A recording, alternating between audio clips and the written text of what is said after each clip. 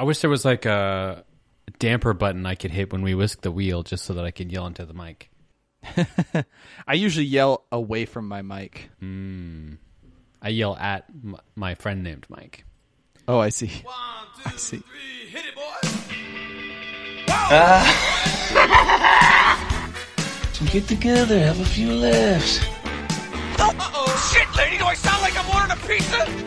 Lady, put the freaking gun down on the ground right now. Take your son across the freaking street and say that until he's gonna get you. Hello, and welcome to Where There's a Willis, There's a Way, a film podcast about the multitude of works by Bruce Willis. My name is Kendrick Martin. And I'm Josh Carter. So, what we normally do here is we discuss a movie that stars our favorite Brucey boy, Bruce Willis. We kind of like will break each of these movies down and then try to tell you if we think that it's worth it or not for you to watch. But we're not going to do that today. Today's a very special episode about a bunch of episodes, aka a TV show. So this episode, we're going to be talking about his TV show, Moonlighting, the TV show that sparked a career, that sparked a podcast. Find our previous episodes at williswaypod.com. You can find other podcasts in the Last of the Action Heroes podcast network by heading on over to lastoftheactionheroes.com. If you want to support this podcast, we would love it if you would go to iTunes and leave us a star rating, and we will read them on air.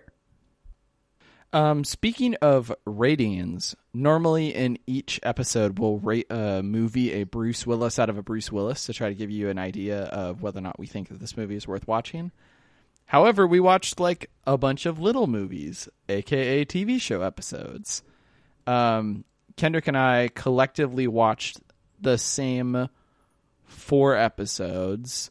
We didn't catch the entirety of the show. We watched the pilot and then a smattering of other goodies throughout. We weren't able to watch the entirety of the show, and I found myself kind of pleasantly surprised. So I guess it's one of those things where like I wouldn't recommend somebody go out and watch the entirety of the show, especially because it's so hard to get. But I think that if you ever are watching TV and one of the channels has Moonlighting playing on it, I think that it's worth a sit down and watch, even though it isn't perfect. And we'll get into that in a little bit. So I find it kind of hard to rank the entirety of a show because it's going to have high points and low points. But out of the stuff that I watched, I would gladly give it a Bruce W. What about you, Kendrick? I agree. And so we should say that we were able to get seasons 1 through 3 on DVD, and we looked at the highest rated episodes of those seasons to determine what episodes to watch. So we definitely watched what both audiences and critics claim are the best episodes. I think this show was a massive success at the time and made ABC a lot of money, and a lot of people look back fondly on it now. It's funny that you can't find it available on streaming anywhere, because I feel like it would be great to watch in a streaming setting, especially where you could pick and choose the episodes to watch. Yeah. This show, and we'll get into this in a little bit, but this show has a general kind of story going over it, and then unlike a lot of other shows, it doesn't have a ton of episode to episode continuity, and so it makes popping around really easy kind of once you figure out the format. All that to say, I agree with you on your rating. I'll probably rate it a little bit higher because I found a lot of the work very novel, and some of the episodes were doing things that TV shows had never done before, and I think nowadays we see a lot of this stuff as not that surprising if you were to see the storytelling choices made. But I think the showrunners and the network and everything like made some bold choices here. So I'd probably give it like a Bruce Wee. One thing we Yeah. never talked about, and I just realized as we were starting this tonight, his full name is Walter Bruce Willis. We should be saving our Walter Bruce Willis out of a Bruce Willis for something that really blows us away. Oh, yeah. Like, we just assume that every movie that is at least somewhat watchable already has a Walter space. Yeah.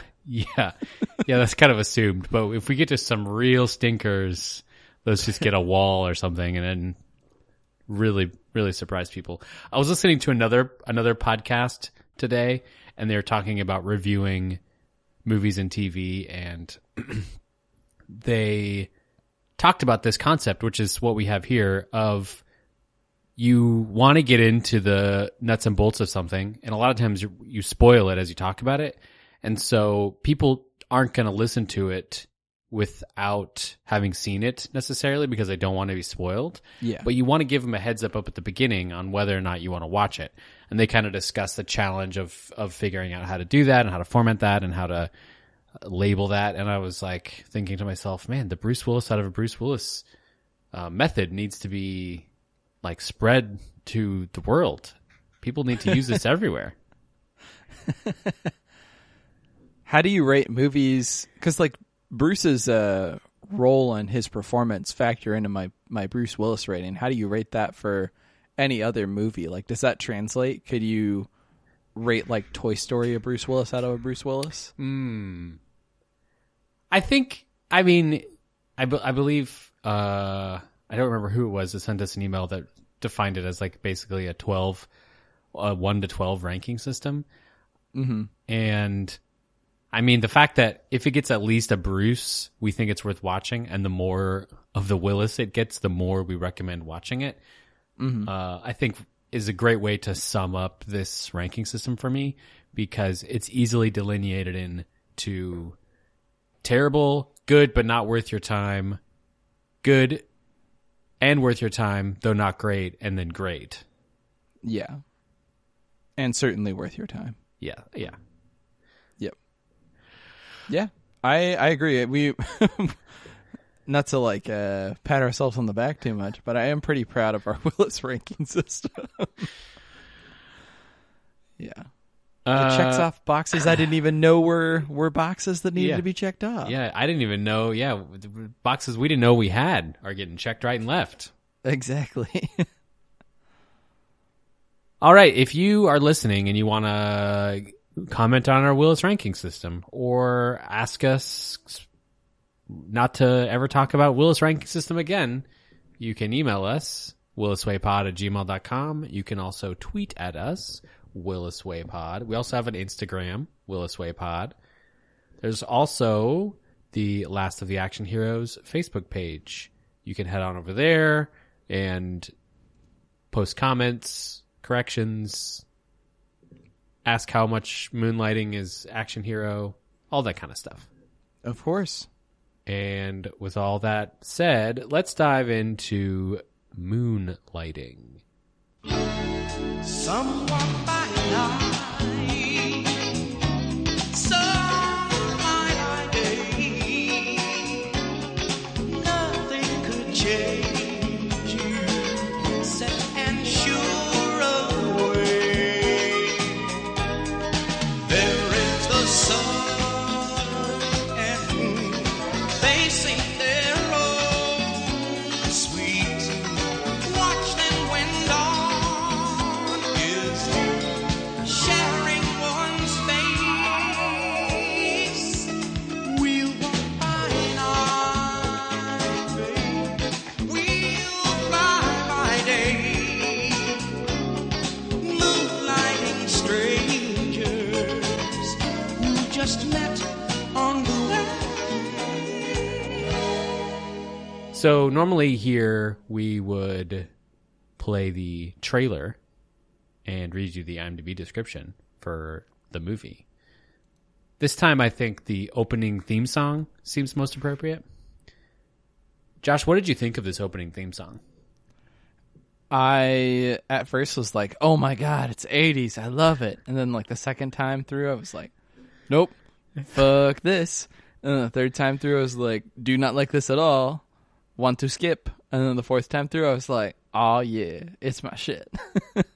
Wow, you were all over the place. I thought it was kind of interesting at first, but then yeah, it got on my nerves and kind of continued to get on my nerves. Yeah. It was like the most way to put you in the time, though. Oh yes. It has like intense synths and everything. I think you had texted me when you first started watching it. You're like, this is very 80s. Yeah. And in the pilot episode, there's like that one shot of the guy running, and it has just like nothing but synths and like 80s clothes everywhere. And you're like, oh my God. Yep. This is, yeah. The theme song was co-written and performed by jazz singer Al Jarreau. I'm not sure how his last name's pronounced, but it was a hit at the time. People loved it. Oh yeah? Yeah, this is a big deal. You could switch on the radio and then hear the Moonlighting theme song. Yeah. That's wild. Yeah, so I'll read the quick synopsis of the overall TV show. It was the quirky cases of former model and smart aleck detective who manage a private detective agency.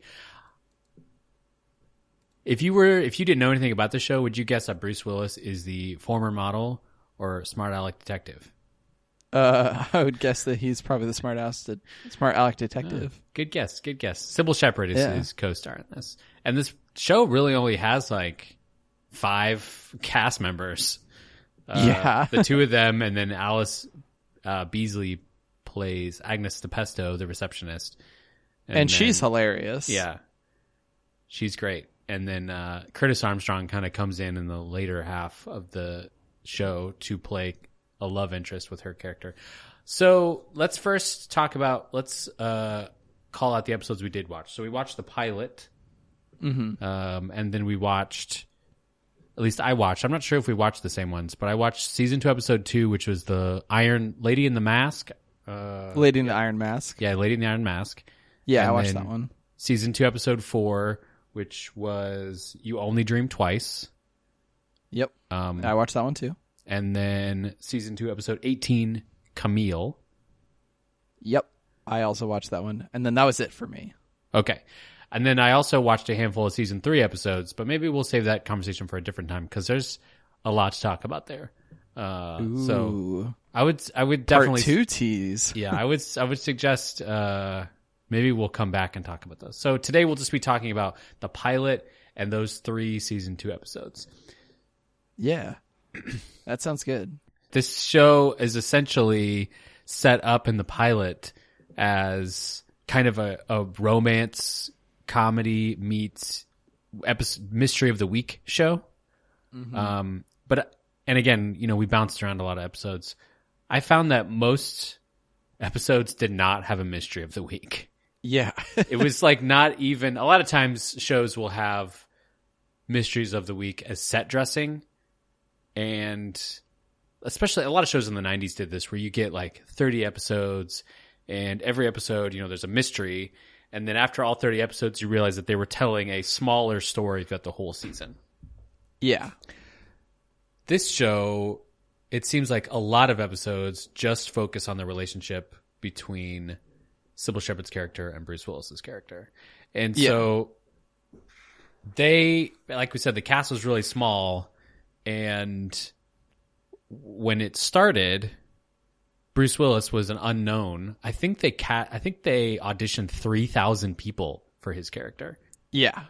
And just like tons of people. Sybil Shepherd had been in a lot of movies. She was well known in Hollywood, and her career had kind of been lingering. And so this TV show not only sparked the career that sparked the podcast, aka Bruce Willis's career, it helped reignite Sybil Shepherd's career and kind of spawned a rebirth of what she did. Mm-hmm. I thought it was really interesting because, like, apparently when they had first started this show, everybody's kind of like, yeah, here we go, and then all excited about it and stuff like that. And then throughout the show, Sybil Shepherd and Bruce Willis both became increasingly hard to work with, and the show still is like extremely popular and stuff like that. So I always find it interesting when there's like people that make something that's entertaining to watch even though they hate it. Like another example would be like the Last Boy Scout that we had watched before, where it's just like a really sour experience for basically everybody involved. And then it ended up making a movie that we both liked well enough.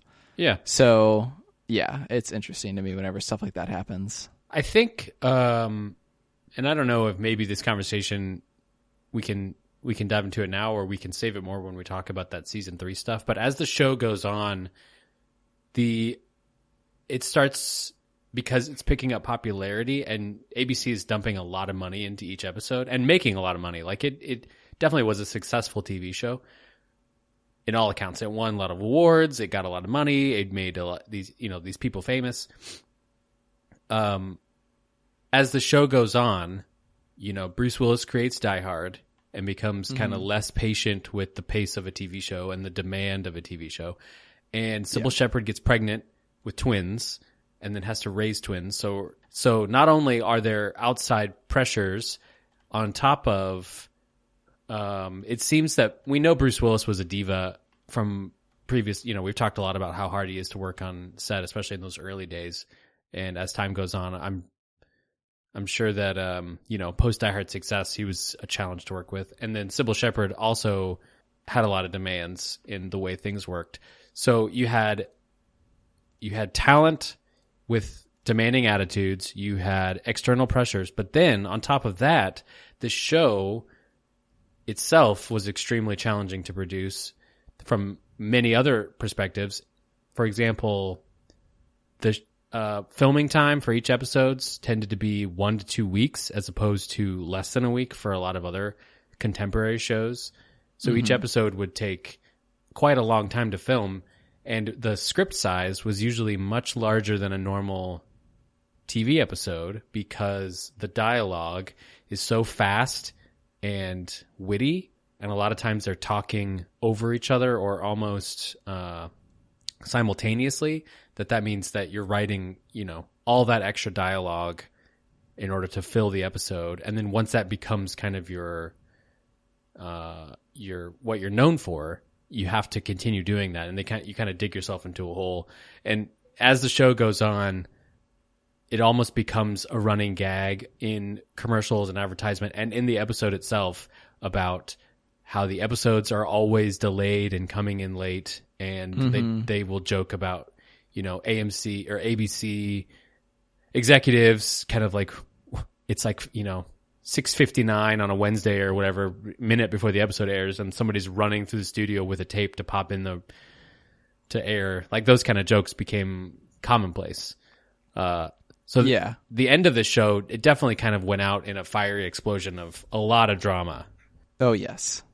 Yeah, I'm really curious, especially to see the last season. I know that we don't have access to it at the moment, but I'd love to someday watch that because I'm sure that you could probably feel the drama just watching it. Mm-hmm. Yeah. Okay, so let's talk about the episodes we did see. So let's start with the pilot. So we can kind of break down, and the pilot really sets the premise for the rest of the show. So Sybil Shepherd plays a former model, and her character name is Maddie Hayes, and the episode starts with her finding out that she has been swindled by her financial manager, and all of her accounts have been taken, and the only thing she has left really are the businesses she owned, which had been kind of forced into failure for tax purposes.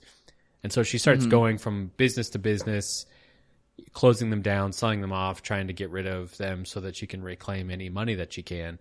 And then she comes to Blue Moon Detective Agency. They renamed the detective agency at some point. I don't remember if it's always called Blue Moon Detective Agency, but I don't remember. So they close that. She tries to close down the detective agency, but Bruce Willis, being Bruce Willis, fights tooth and nail to keep it going, claiming that he can be a great detective, and he convinces Maddie to be his partner. And then the rest of the show essentially is them running this detective agency, and Bruce Willis being the lovable scamp, and Sybil Shepherd's character kind of being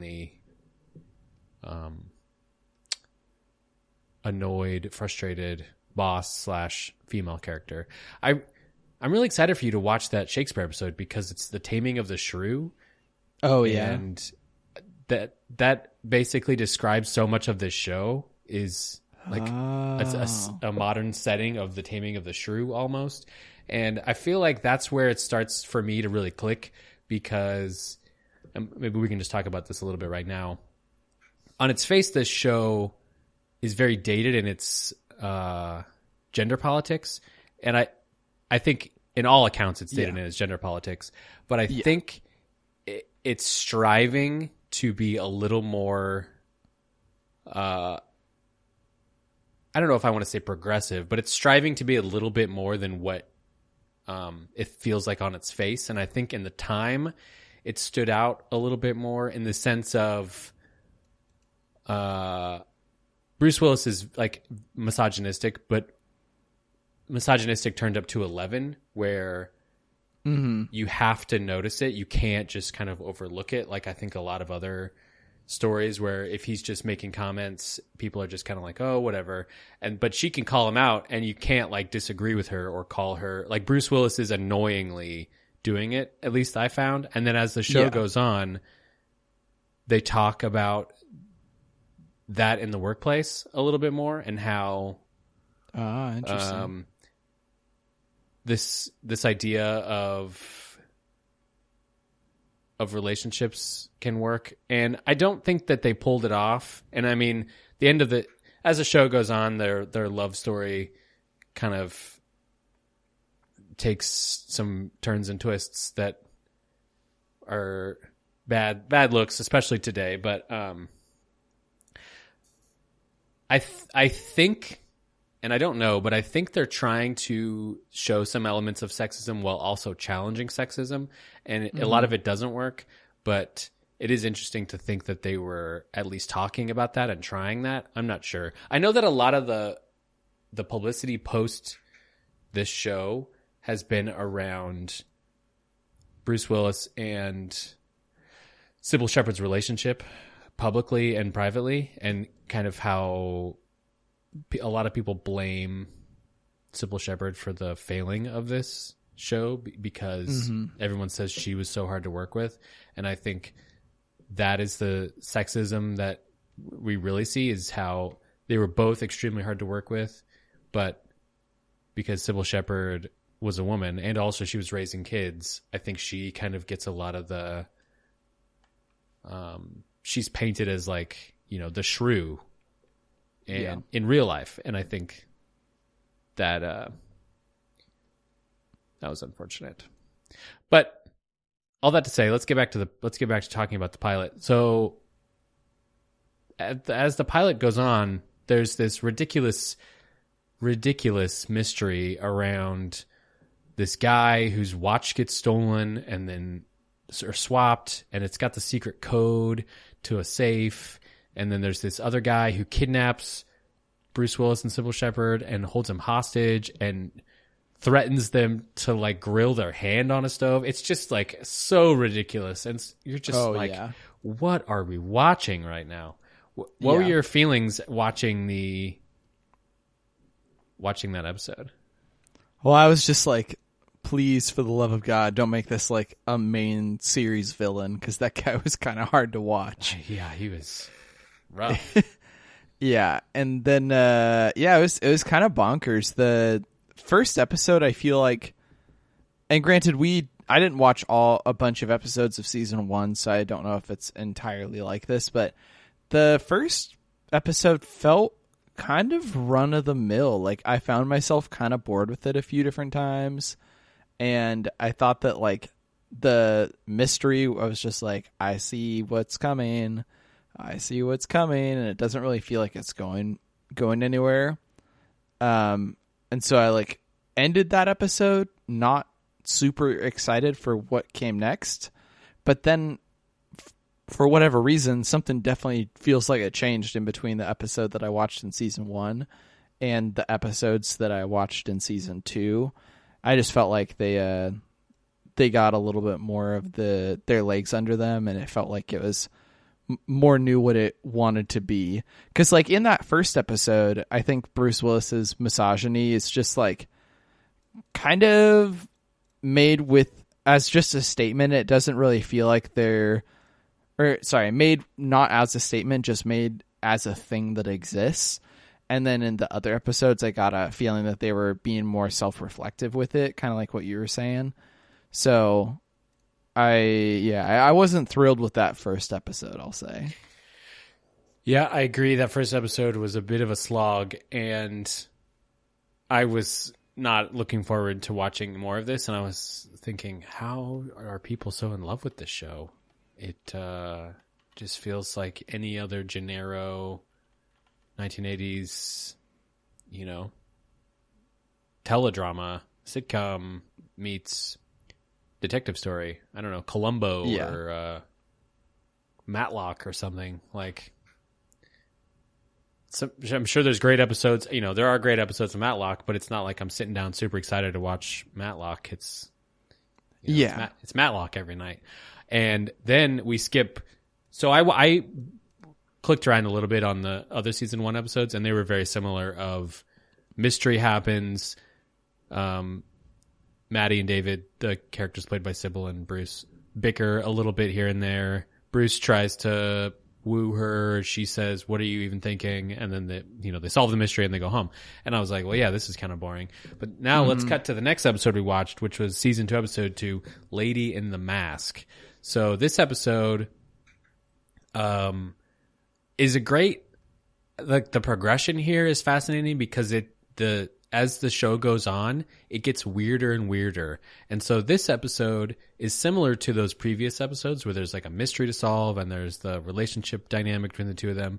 But the mystery itself is extremely bizarre, and the solving of the mystery is extremely bizarre. And I think they start to really lean into the humor here. So the premise is a woman comes into the detective agency. Oh, I guess another thing we should say, a running joke is that this detective agency is failing and continually trying to get work.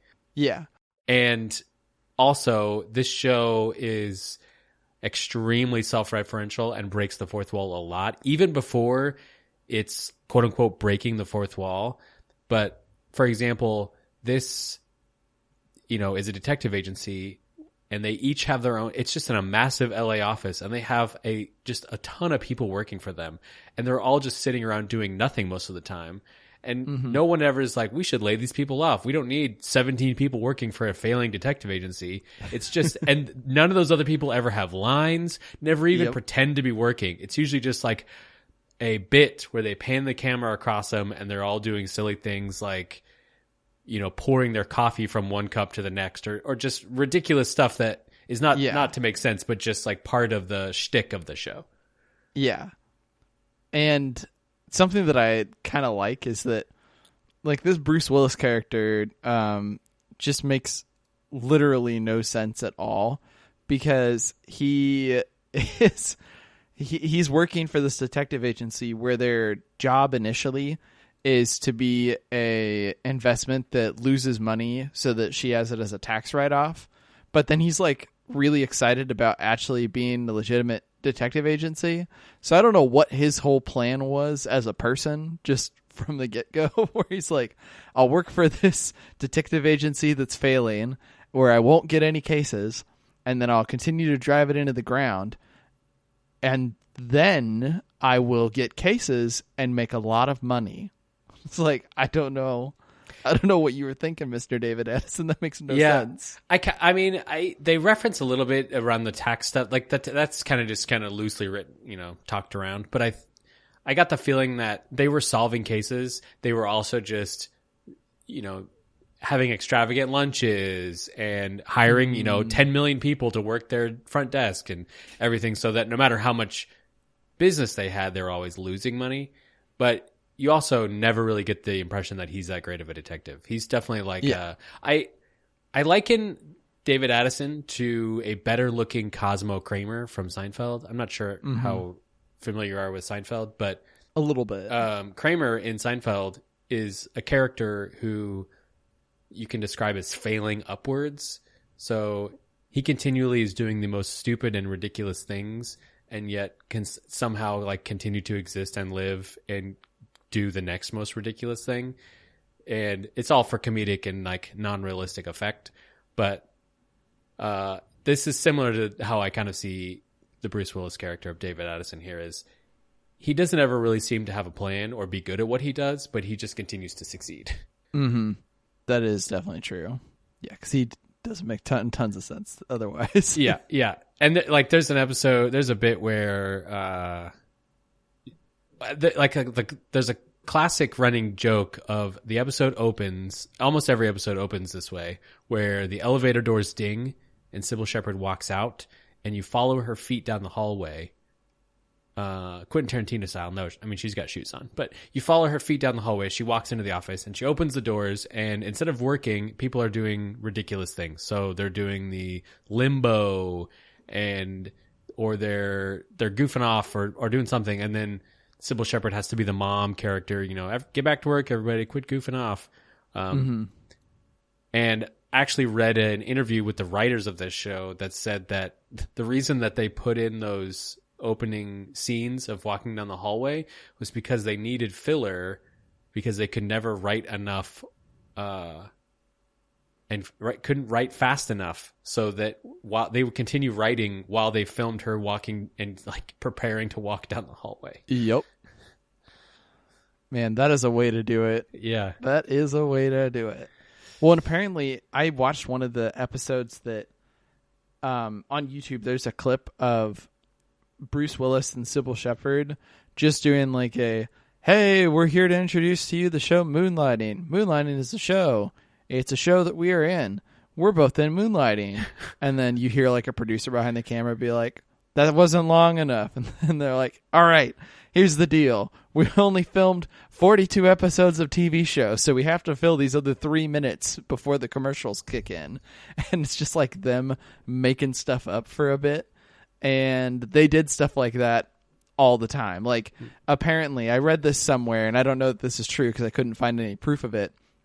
But apparently one of the teaser trailers that was released for these episodes, because a lot of TV shows would have like a teaser trailer released for an episode, there was just like some guy playing a intern running the camera up to, or running the film reel up to where it's supposed to be. And then them being like, oh, where's the episode? We don't know.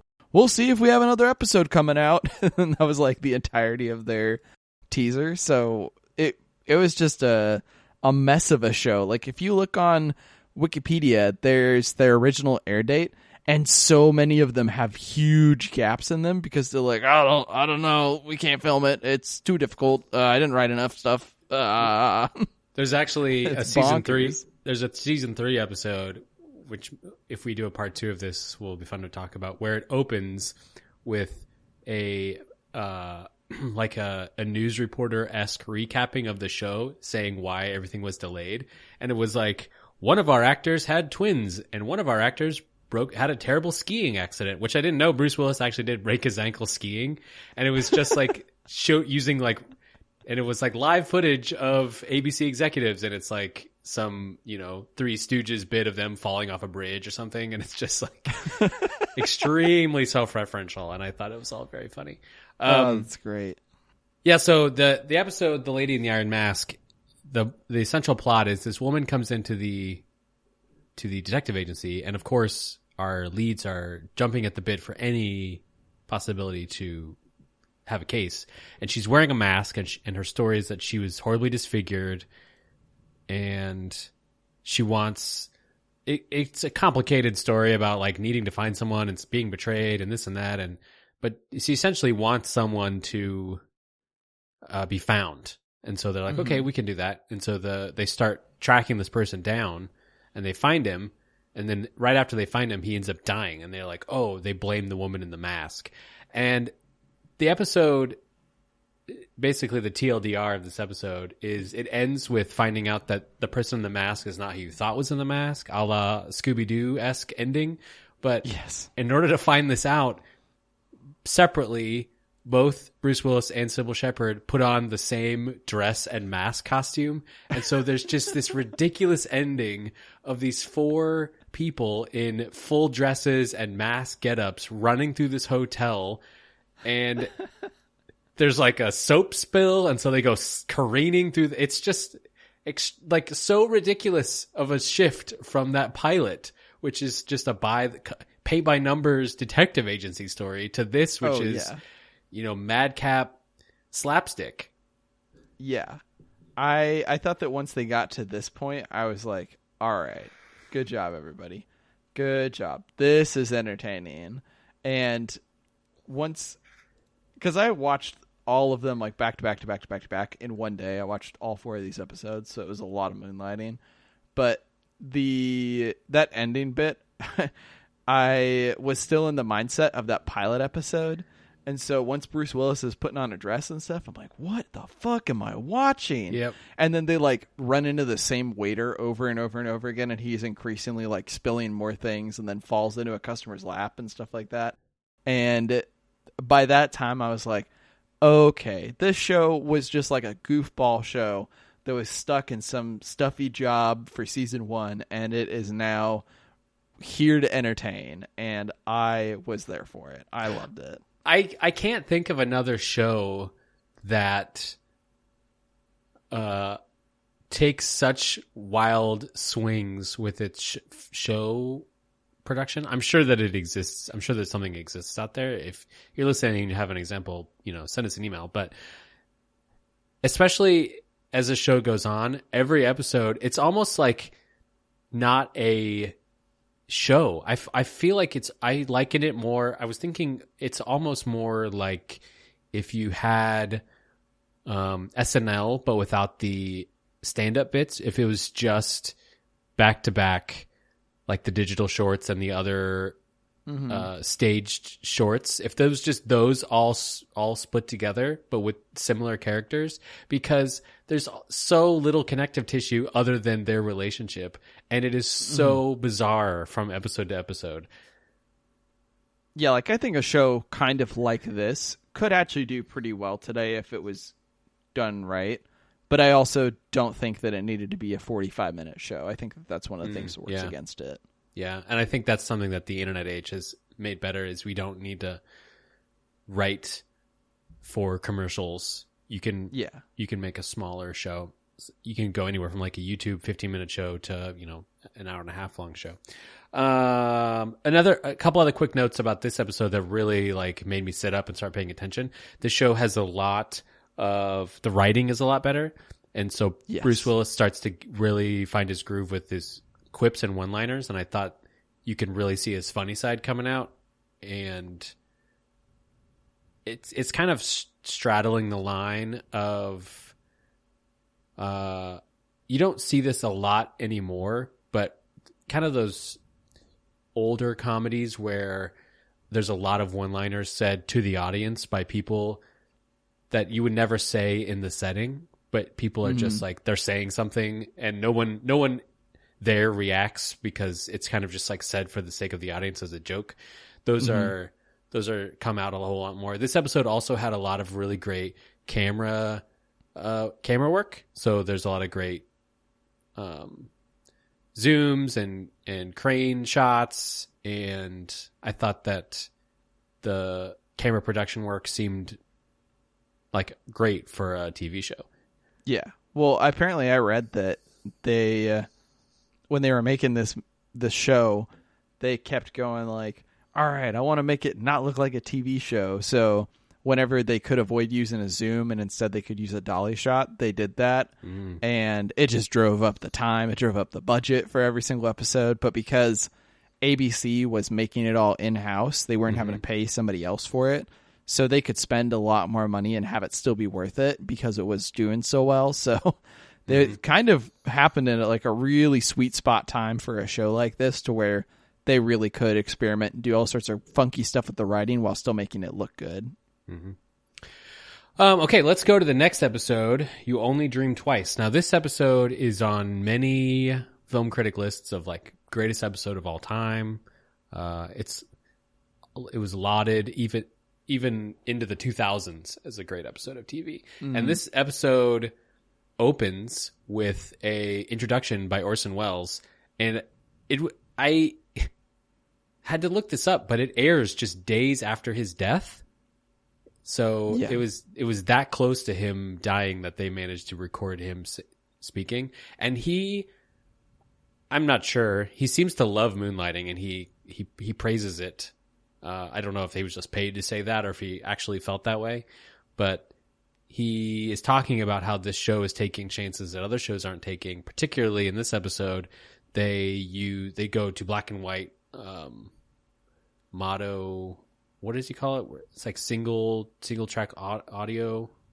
It has some strange way to describe the audio. He's like, don't adjust your set. It's a artistic choice. And apparently ABC kind of required them to do that because they were afraid that people would get angry if this episode suddenly just shifted to black and white. Just so weird, because if you did that nowadays, nobody would bat an eye. Exactly, yeah. Yeah. And this... Oh, go ahead. I was going to say, I really liked how the episode used black and white for the 40 sequences, but apparently they also, like, shot it on black and white film. Like, they didn't just recolor it. They were they went expensive. Yeah, this episode almost has a Rashomon-esque quality. So again, breaking with the mystery of the week in a typical sense. Our two leads are at a old Hollywood cinema, and they hear about a murder that happened 50 years ago or whatever, and it was never solved, or they're not sure what happened. And Sybil Shepherd believes that the guy was the murderer, and Bruce Willis believes that the woman was the murderer, and they get into an argument, and they each go home and fall asleep and have separate dream sequences about what could have happened that night. And in the dream sequences, the two of them are playing the kind of the main people in that story. And that's the dream sequences are where we go to black and white and where the audio changes, and we see them. Bruce Willis gets to show us his musical chops here. I thought this episode was a lot of fun to watch. Yeah. Yeah, I really liked that episode. I was afraid once Orson Welles was only in the beginning that it was going to be like a tiny little footnote in his career, and it is, but it was still a good episode. Yeah, and I was actually like waiting for him to show up more because I thought maybe he had more to do with that episode, but he's not. He's just there because of his fame in filmmaking. But I thought it was like a nice kind of cap on the episode. For sure. And it is kind of an interesting thing where they talk about Sybil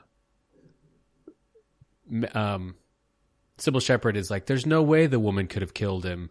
It has to be the guy. And then Bruce Willis calls her a sexist, and she's like, there's no way I could be sexist. And then they kind of like have this argument about, could it be possible that the other person killed them? And that either the man or the woman killed this guy. And the story is kind of like a love triangle, and you're kind of seeing, I got a lot of Rashomon. I don't remember if I said that already, but I got a lot of Rashomon vibes from the way they told that story. Yeah.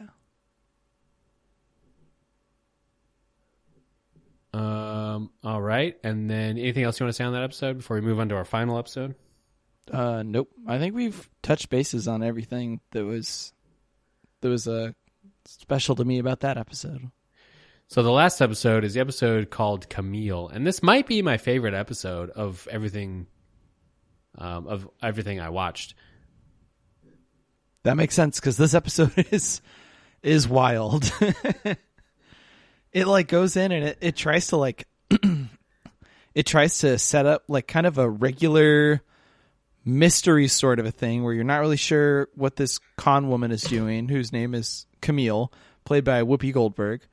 And then you start to realize that it isn't really much of a mystery, and that doesn't matter. What matters is her as a person. And then you're like, oh, but then she's being followed by like this crooked policeman who's played by Judd Nelson, who was in The Breakfast Club. And the episode just keeps going into like slightly more ridiculous places, but it still feels really grounded right up until like the last 8 minutes of this episode. And then it jumps the shark in the best way possible. Yeah, I agree.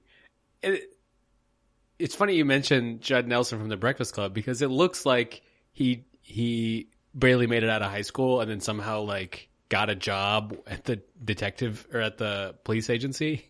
Yeah. Because he's like the youngest, most crooked cop. His character is pretty wild. He's like, I've seen a lot of bad stuff in my 4 years here on the force. I know.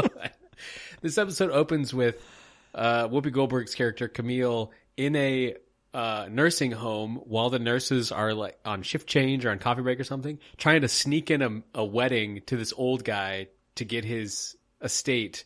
And then the old guy dies before the wedding can keep going. Like, that's where this episode starts. Yeah. Yeah, and then I was like, so is ridiculous. That a mystery? And Yeah. then it's like, nope. No. That was just a fun little tidbit. Yeah, and then there's a chase, and they're chasing each other. Yeah. And then she ends up saving the mayor accidentally. And is that going to be the mystery? Are we going to find out why the mayor or the governor or whoever was about to get assassinated? Nope, never mentioned again. But it does it all in like a very satisfying way. Like, it's very snappy and moves along. And so because they're doing such fun things with the show and with the characters, I was really forgiving about all these loose threads because they're done on purpose. They aren't like accidents, and it's all done for the sake of a good time and for the sake of the last 10 minutes of the episode. And you're not even like, we don't see our Moonlighting leads for the first, 8 minutes of this show. Yeah. Like, they're not shown till well after this whole bit that we've already talked about has happened. And David Addison and Maddie Hayes are like, let's get this woman to work for us as a detective. She stopped this assassination attempt. She obviously has detective skills. And they're like, all right, let's do it. And the whole purpose being, she's so famous, she'll make the detective agency famous. I don't know. Yep. It's so silly. Step 3 profit. Like, yeah, I know. Yeah. Since this show is really hard to find, I guess we could probably spoil that ending bit. But I think we should. The first notice that I had that the show is going to go into some weird ass places is when the bad guy Judd Nelson has a gun pulled on all three of them: Bruce Willis as David Addison, and then Sybil Shepherd and Whoopi Goldberg. And then Bruce Willis has like a hairdryer that he's pointing back at him. And they're like having this conversation, and then Judd Nelson keeps being like, I'm gonna threaten you and kill you, blah blah blah blah. And they're at a hair salon, and then each time he's talking, there's 4 ladies that all have their hair in like these hair dryer things, and then they all take it off at the same time and go, what? And then our heroes and the villain are like, shut up, it's not important, go back to doing what you're doing. And that happens like 3 times while they have their guns drawn on each other, and I was like, what the hell is happening? Guns, quote unquote. Yeah, guns, quote unquote. And then Bruce Willis is like trying to talk him down, and he's like, come on, think of your wife, think of your kids. And then I was starting to go like, what? How does he even know that? And then Judd Nelson just goes, I'm gay. Oh my God, fucking killed me. That's so good. Yeah. So this is where the episode like really starts to take a turn into the this is silly. teetering on the precipice right here. So up until now the story has been somewhat sensical. Camille's character has been found out, and so she's on the run, and then she gets caught, and Bruce Willis and Sybil Shepherd find her, and they're like, all right, we'll save you from Judd Nelson and his gun. And so they start in a hair salon. That makes sense. But then they immediately walk onto a set. And I thought, well, that's weird. Is there just like a theater next door? And they're like walking across this set, and it's like got a cityscape behind them. And this guy's like, wait, come back. We're not done filming. And I was like, well, that was weird. Did they just assume that they were part of the play? And then they walk out, and then they're on a Hollywood studio lot. And they get in a golf cart, and they start driving through the studio lot. And then they're being chased. And as they are on this golf cart, they drive through a rack of clothing, and immediately their costumes are changed, like what you do when you drive through a rack of clothing. And it, like, Whoopi Goldberg is in this like Orphan Annie outfit with a wig, and it is just so ridiculous. And then people start to be like, "Wait, aren't you?" And then they interrupt him and keep going. And this continues on and on and on, and all kinds of like silly Hollywood studio stuff. Judd Nelson goes up to like this cowboy and who's on a horse, and he's like, "Are you a bad guy?" And he's like, "I am a bad guy." He's like, "Well, give me a ride." yeah, because he's like, "I'm a bad guy too."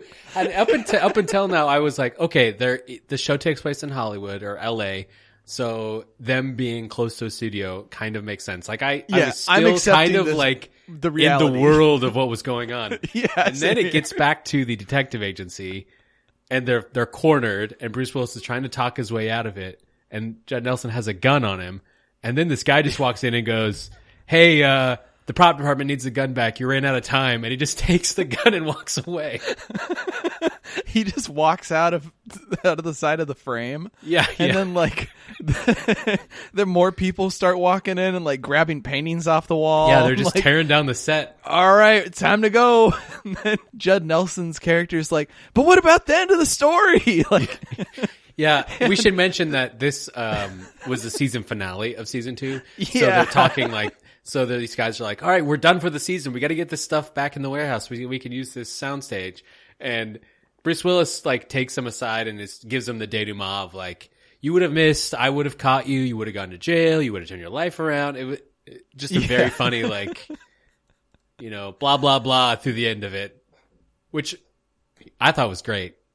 Oh, it was great. I'm not sure if that was as Bruce Willis or if that was Bruce Willis I don't know playing either. David Addison, or if that was David Addison who realizes that he's in a show and he's also named David Addison, so he's playing a version of himself. I don't know. I don't need to know. It's fine. So this, I feel like, so Arrested Development and The Office and Parks and Rec all had some of this comedy where the less Arrested Development, but more so the other stuff where they kind of acknowledge the cameras in the room, and it's done. There's this conceit of, oh, we're being filmed as a documentary, so they can talk to the camera or like, look to the camera, that kind of stuff. This show, Moonlighting, also has similar stuff, but it never has that kind of we're filming a documentary conceit. Yeah. It will often it will break the fourth wall, but in a way where they still are acting as their own characters, but they're just kind of acknowledging the character in the best breaking of the fourth wall way. This episode being a great example. Oh, yeah. And then the end of the episode, after everybody kind of just goes their separate way, our leads, Bruce Willis, Sybil Shepherd, and then the woman who plays the receptionist, what was her name? Alice Beasley. They just meet in the parking lot, and they're like, "Okay, I hope you all have a great summer. We'll meet back here next year for season 3 or whatever." And at this point, you can kind of see that there's like a budding romance between Bruce Willis and Sybil Shepherd. I'm assuming, so this is episode 18 of season 2. We skipped a lot between episode 4 and episode 18. Presumably there's a little more building with that romance there, but yeah, this episode, that ending alone, I was in awe of where this episode went. Yeah, same here. If you guys want to help us shame ABC into putting this on Hulu or Disney Plus, please join us, because we'll definitely have to start tweeting about that too. Yeah, some of these episodes can be found on YouTube. I don't know the legality of them, but they appear to be the whole episode. I think. Wow. I think You Only Dream Twice is available in its totality on YouTube. Nice. But I haven't looked to see if Camille is or not. Yeah, very funny. There's 4 episodes in season 3 that I watched, all of which, not all, some of them, most of them have very silly things in them. So hopefully at some point we'll get a chance to talk about them, even if it's just a little brief mention. Yeah, for sure.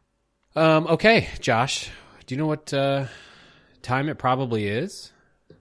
Kendrick, I have a guess. Is it time to eat beans?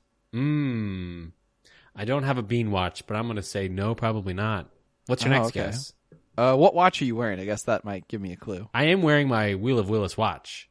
Oh my goodness. I'm going to guess that it's time for the Wheel of Willis. You are correct. You read my mind and the words that I just said. Hey. Well, do you know what we say every time we spin the Wheel of Willis, Kendrick? Every time we spin the Wheel of Willis, we say, "Whisk that wheel!"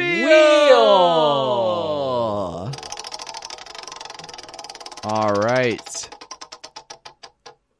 So if this is great because it's kind of a generic one, but if this Bruce Willis character was a teacher, what would his class be? Ooh. And I guess we might want to say like maybe a high school teacher and then do like a college professor, so we could kind of, because obviously like him teaching forensics class in college would be funny or. I think in the like in the universe of the show, he'd probably be teaching something sleazy, like how to sneak a Playboy into the bathroom or something. I don't know if that's a class, but you know, I can't imagine him teaching like anything practical. Yeah. How to drink at work and look cool doing it, something like that. Yeah, right. Yeah. Yeah, I totally agree with that. Maybe like a class on how to be a Tom Sawyer or something like that. Just, there you go. There you go. A grown-up Tom Sawyer. That's a funny way to think of this character. Yeah. Cool. Well, I am excited to continue talking about it. As always, thank you everybody for listening to Where There's a Willis, There's a Way. We try to talk about our Apple Podcast reviews if anybody leaves one. So if you guys ever want to go leave one, definitely feel free to do that. Also, please follow us on Willis Way Pod, at Willis Way Pod on Twitter. And then you can always email us at williswaypod@gmail.com. You can find all of our episodes on Apple Podcasts or wherever you listen to podcasts. Or wherever I listen to podcasts. You can find them there too. Wow. You can find me on Twitter at kmartinix. That's spelled KMARTINAX. Or see my other work at kmartinix.com. And you can find me on Twitter at Joshing Carter. So we've already teased this a little bit, but next week even, we will be covering Moonlighting Season 3. The highlights. We're not watching the entire season. Yeah. Yep. Mm-hmm. Yep. Join us then. As always, thank you for listening. Bye-bye. Bye. Oh, yes, it's fun time. Fun time. Let yourself be happy. It's fun time. Shake time. Break time. It's fun time. You all go.